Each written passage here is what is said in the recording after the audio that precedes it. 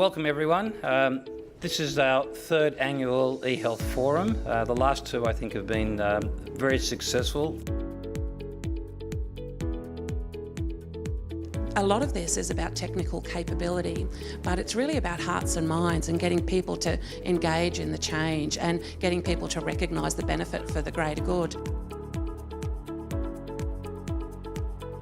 I'll talk a little bit more about the great work that the RACGP have done around the KISS standard and the new standard they're about to release. This stuff makes a difference. It's good, common sense IT management. We are increasingly moving from a document-centric view of the world to a data-centric view of the world.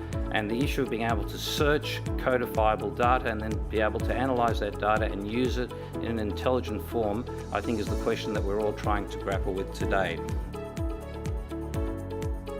The non-digital disruptor is the role of the patient and the consumer, and I know we've been talking about that for a long time, but when you look at how technology is progressing and the ability for us to connect with each other, with services directly, because of that disintermediation that technology allows, that could potentially change healthcare really quickly.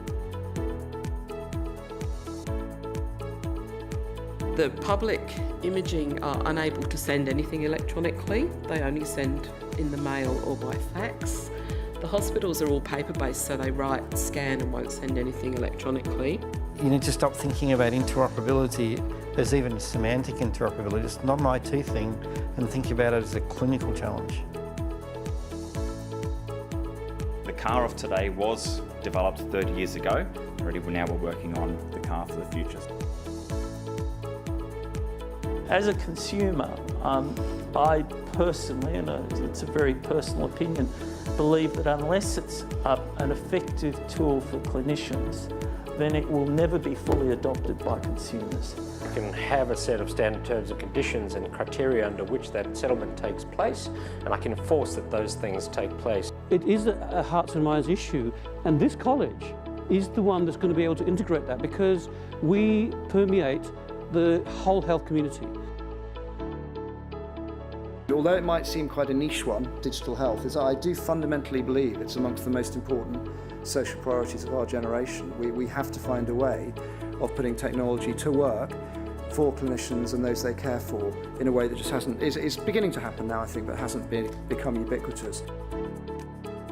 It's a very small leap for a company like Google to go, oh, I see that you've got diabetes, you might be interested in diabetes, or actually I already know that you have diabetes because of all the stuff I've been monitoring from you for a period of time. So let's talk about WannaCry, ransomware attack. This actually, for a very sophisticated piece of code, was stopped quite easily. The way to stop it was actually identified in the first 4 or 5 hours. Thank you to everyone for coming. We'll see you next year. Thank you.